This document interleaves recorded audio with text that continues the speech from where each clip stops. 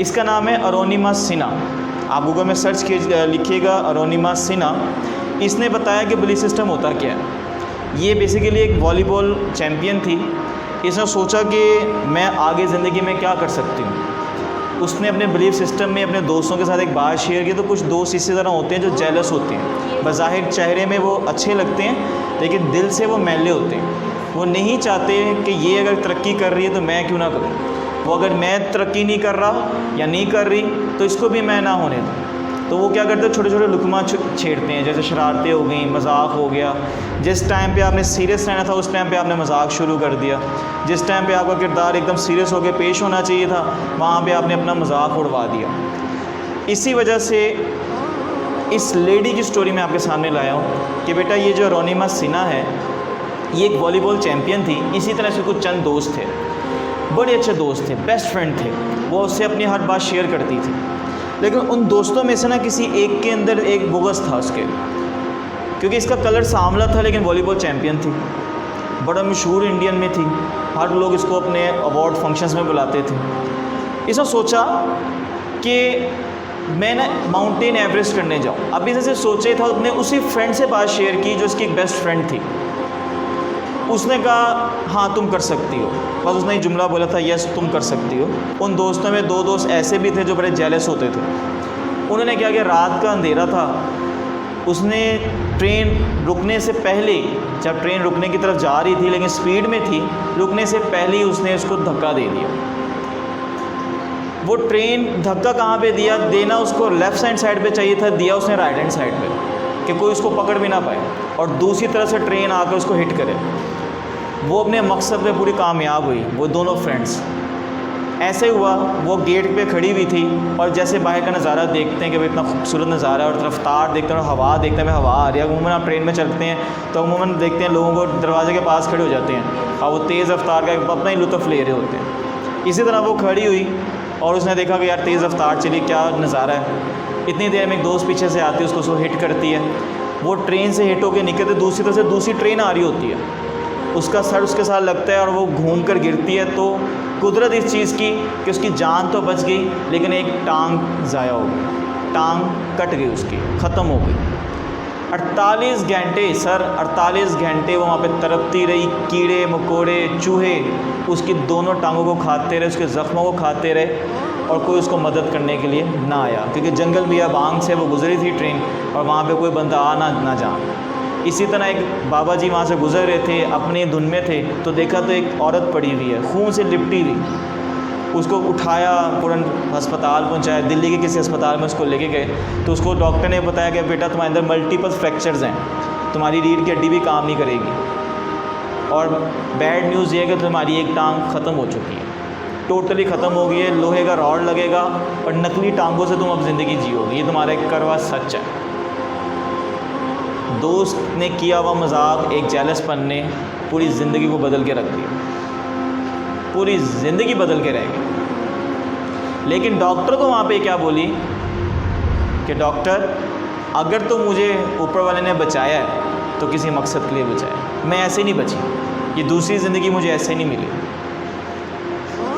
इतना belief system था उसके अंदर। वही बात आ गई, yes I can do it, मैं कर सकता हूँ। ये बिलीफ सिस्टम है आपके अंदर।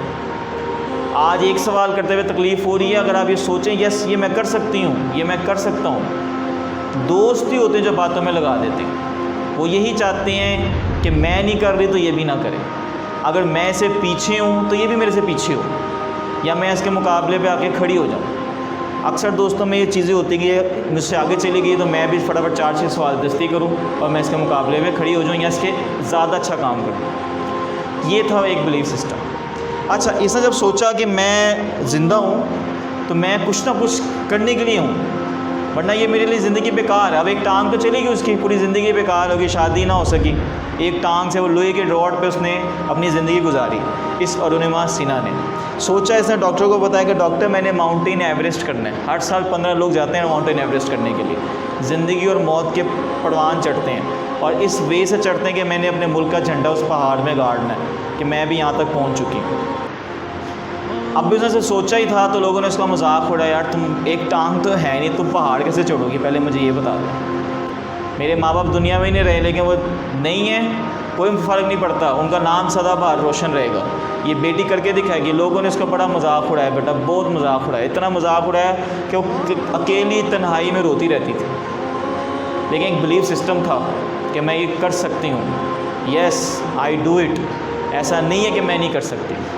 वक्त गुजरता गया, मेहनत करती रही, एक टांग पे कई माउंटेन एवरेस्ट के पास पहुंची कि मैंने माउंटेन एवरेस्ट करना। लोगों ने कहा तुम्हारे दो टांगे सही नहीं है, तुम नहीं कर सकती, अपनी जान से हाथ धो बैठोगी और पहले मरहले में पार हो जाओगी। उसके लिए एक जिगड़ा चाहिए होता है, उसके लिए पूरी ट्रेनिंग चाहिए होती है। तुम्हें पता ही नहीं पहाड़ों में चढ़ना कैसे है, और एक टांग से तुम कैसे चढ़ सकते हो। उसने कहा डॉक्टर को फ़र्क नहीं पड़ता, लोहे की टांग से काम करूँगी मैं, तकलीफ़ मुझे होनी है। उसने कहा तकलीफ़ होगी, बेंड कैसे करोगी अपने आप को। उसने कहा तकलीफ़ मुझे होगी, डजेंट मैटर, छोड़ दें इस चीज़ को, मैंने करना ही करना है, वरना मैंने ऐसे नहीं मरना, मैंने अपनी ज़िंदगी घुटन वाली नहीं गुजारनी। मेरे साथ जिस दोस्त ने मेरे साथ कर दिया वो कर दिया, वो उसका अपना फेल है, लेकिन मैंने उसको ऐसा कामयाब होकर दिखाना है कि उसके मुंह पे तमाचा लगे, उसको पता हो कि अगर मैं एक टांग मेरी गई है तो मेरा पूरा जिस्म बरकरार है।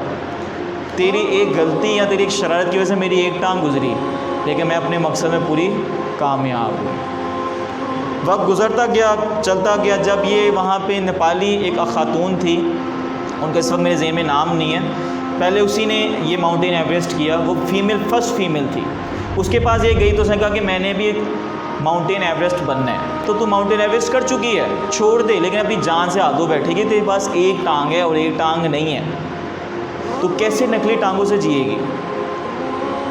उसने कहा मैं करूँगी, बस मुझे मौका दें, एक दफ़ा मुझे ट्रेनिंग दें। ट्रेनिंग गुजरती गई, वक्त गुजरता गया, लम्हा लम्हा लम्हा, और आखिरकार एक वक्त आया कि हमने बिलीफ सिस्टम में top of the mountain Everest करके दिखाया विदाउट वन लेग। ये था उसका एक बिलीफ सिस्टम कि एक टांग चली गई लेकिन मेरा बिलीफ सिस्टम ना जाए, मेरा ख़ुद पे एतमाद ना जाए, मैं अपनी ज़िंदगी से मुतमईन हो के यहाँ से जाऊँ, मैं किसी पे सहारा ना बनूँ, कोई मेरा मजाक ना उड़ाए, कोई मुझे किसी ने धोखा दिया है तो वो आगे जाके और किसी को धोखा ना दे।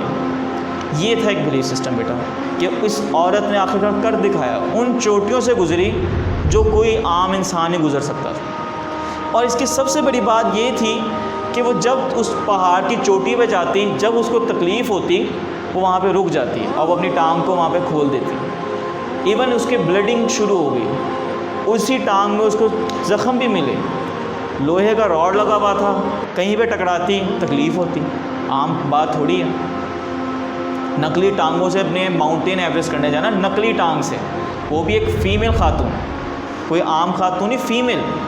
मेल हो तो चलो कहते हैं उसमें बड़ी हिम्मत और बड़ा जज्बा, बड़ा जुनून होता है, लेकिन एक फ़ीमेल ने मेल वाला काम कर दिया जो आज तक कोई नहीं कर सका, जो आज तक कोई ना कर सका। लोग सोचते हैं जाने से पहले कि जहाँ मैं जा रही हूँ, अभी आपने देखा होगा कि 2 पाकिस्तानी भी शहीद हुए हैं, ख़बरों में सुना होगा, वो भी माउंटेन एवरेस्ट करने के लिए पहुँचे हुए थे, लेकिन ज़िंदा बच के ना आ सके। जब इंसान उसके लिए जाता है तो ये सोच के जाता है कि जीना मरना मेरा वहीं पे होगा, लेकिन मैं जाते जाते अपना नाम ऐसा रोशन कर दूँगा मेरा पूरा ख़ानदान सफल हो जाएगा, और वही हुआ। माउंटेन एवरेस्ट करना कोई आम बात नहीं है, लेकिन बात बताने का मकसद सिर्फ ये कि एक बिलीफ सिस्टम था बेटा, वो भी नहीं दोस्तों की इन्हीं वजह से नुकसान उठाया उसने।